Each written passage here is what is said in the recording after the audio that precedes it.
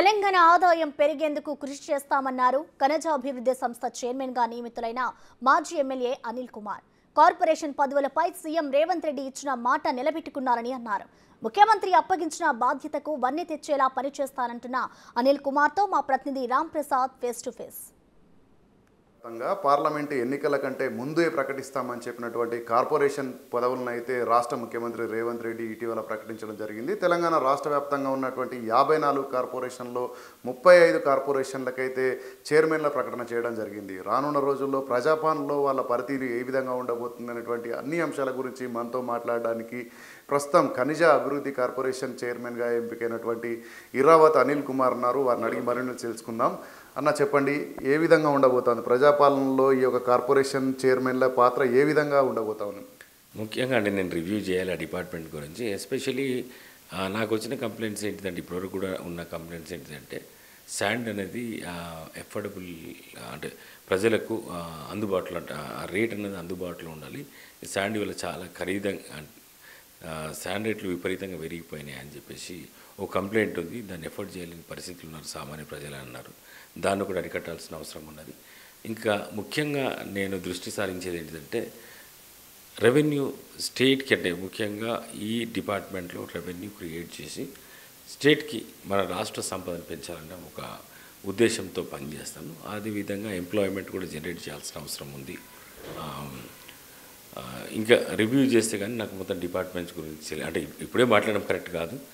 Review చేస్తే కానీ ఆ డిపార్ట్మెంట్లో మనం ఏం చేయొచ్చు, ఎంప్లాయ్మెంట్ జనరేషన్ ఏ విధంగా చేయొచ్చు, ఏమైనా స్కిల్ డెవలప్మెంట్స్ ఏమైనా అక్కడ స్కోప్ ఉందా, ఏమైనా సెంట్రల్ నుంచి ఫండ్స్ తీసుకొచ్చి ఇంకేమైనా దీన్ని గ్రో చేయడానికి, దీన్ని ఇంకా నెక్స్ట్ లెవెల్కి తీసుకెళ్ళడానికి ఈ డిపార్ట్మెంట్ని అంటే ఈ కార్పొరేషన్ని తీసుకెళ్ళడానికి ఏమైనా స్కోప్ ఉందా, కొన్ని ఇన్నోవేటివ్గా ఆలోచించాల్సిన అవసరం ఉంది. అవుట్ ఆఫ్ ద బాక్స్ ఆలోచిస్తే డెఫినెట్గా ముఖ్యంగా నా దృష్టి మాత్రం రెవెన్యూ పెంచడంలోనే ఉంటుంది. అదేవిధంగా ఈ ఉసికి అన్నది ఇల్లు కట్టుకోవడానికి సామాన్య ప్రజలకు అందుబాటులో ధర అన్నది అందుబాటులో ఉండే విధంగా ఉండాలి.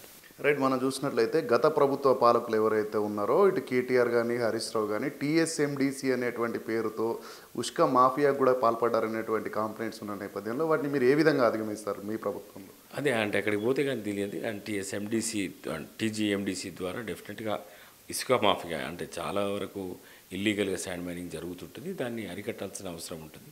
అదే అంటే రెవెన్యూ పెంచడంలో భాగంగానే ఇట్లాంటి రెవెన్యూ రాకుండా ఈ ఇల్లీగల్ మైనింగ్ చేసి జీరో దందా చేసి ప్రభుత్వానికి డబ్బులు రాకుండా చేస్తుంటారు. కాబట్టి దాన్ని అరికడితే రెవెన్యూ మనం పెంచుకోవచ్చు అన్నది అదొక that is one factor. And there are so many other. ఇంకా we have to create avenues అన్నట్టు.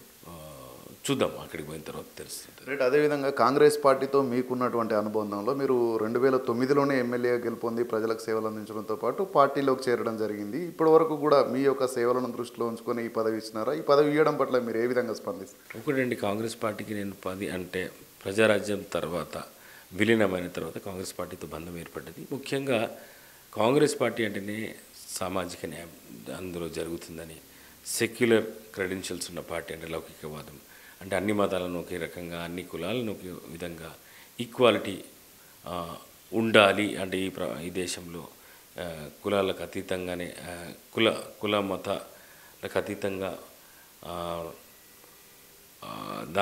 సెక్యులర్గా ఉన్న పార్టీ కాంగ్రెస్ పార్టీ. ఆ విధానాలు కావచ్చు, ఆ సిద్ధాంతాలు కావచ్చు నాకు నచ్చినాయి. కాబట్టి కాంగ్రెస్ పార్టీతో ఇన్నేళ్ళుగా నేను ట్రావెల్ చేస్తున్నాను. మీరు చూస్తున్న రాజకీయ విలువలన్నీ ఉన్నాయి. ఈ మధ్య సిద్ధాంతాలు లేవు, విలువలు లేవు, విధానాలు లేవు. ఒక పార్టీలో ఉంటారు, ఇంకో పార్టీలో అధికారం కోల్పోగానే ఇంకో పార్టీలో ఏదైతే అధికారం ఉంటుందో అధికార పార్టీలో చేరడం ఇవన్నీ జరుగుతున్నాయి. ఇక్కడ కూడా ఒక ఎమ్మెల్యే కావచ్చు, ఒక ఎంపీ కావచ్చు, ఎవరైనా పెద్ద పెద్ద పదవులు చేసిన మంత్రులు కూడా ఇవాళ పార్టీలు ఊరికనే మారుతున్నారు. అలాంటి పరిస్థితి ఉంది.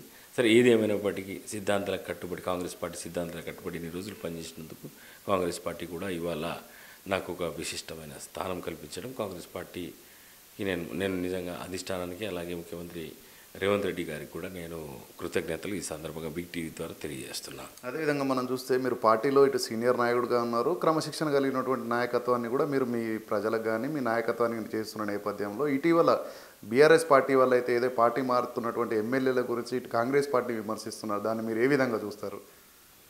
ఒకటండి, ఈ మీరు చూస్తూనే ఉన్నారు. బీఆర్ఎస్ పార్టీ ఎమ్మెల్యే ఏది విమర్శించినా మనం చూస్తున్నాము. అసలు బీఆర్ఎస్ అంటే ఇదే టీఆర్ఎస్ అధికారంలో ఉన్నప్పుడు సోనియా గాంధీ గారు తెలంగాణ ఇవ్వడము, అదేవిధంగా కేసీఆర్ కూడా తెలంగాణ ఇస్తే నేను పార్టీని మర్జ్ చేస్తానని చెప్పడము, ఆ తర్వాత మర్జ్ చేయకుండా కాంగ్రెస్ పార్టీని పూర్తిగా నిర్వీర్యం చేయాలని, అసలు కాంగ్రెస్ పార్టీని కనబడకుండా చేయాలని ఎన్నో కుట్రలు పడిన నేపథ్యంలో ఇవాళ తెలంగాణ ప్రజలు ఏ విధంగా బుద్ధి చెప్పారో మీరు చూసారు కదా. వాళ్ళు మాట్లాడుతుంటే ఏమనిపిస్తారంటే వాళ్ళే కదా మొత్తం కాంగ్రెస్ పార్టీని ఖతం చేసింది వాళ్ళే, టీడీపీని ఖతం చేసింది వాళ్ళే. అసలు అంటే ఇంకా ప్రతిపక్ష పార్టీలు అనేది కనబడకూడదు ఆ విధంగా చేసి ఆ తర్వాత రేడ్స్ కుట్టడము, అవసరమైతే పోలీసు వాళ్ళని వాడడము, కార్యకర్తల్ని నాయకుల వేధింపులకు హింసకు పాల్పడము, ఇలాంటివన్నీ కూడా అన్ని రకాల కుట్రలు చేసినా ఇలా ప్రజలు మాత్రం ఇవాళ ఏం చెప్పారు, దీన్నే కర్మ సిద్ధాంతం అంటాం. ఆ రోజు కాంగ్రెస్ పార్టీని నిర్వీర్యం చేయాలని ప్రయత్నం చేసిన కేసీఆర్, కాంగ్రెస్ పార్టీని ఖతం చేయాలని ప్రయత్నం చేసిన కేసీఆర్కి ఇలా పరిస్థితి ఎట్లున్నదంటే, ఒక 10 సంవత్సరాలు నిర్విరామంగా అధికారంలో ఉన్న పార్టీ, తెలంగాణ కోసం తెలంగాణ ఉద్యమంలో కీలక పాత్ర పోషించిన పార్టీ, ఆ నాయకుడు ఇవాళ అదే పార్టీ అలా కనుమరుగే పరిస్థితి ఏర్పడిందంటే నువ్వు చేసిన పాపాలకు ఆ భగవంతుడు క్షమించలేడు.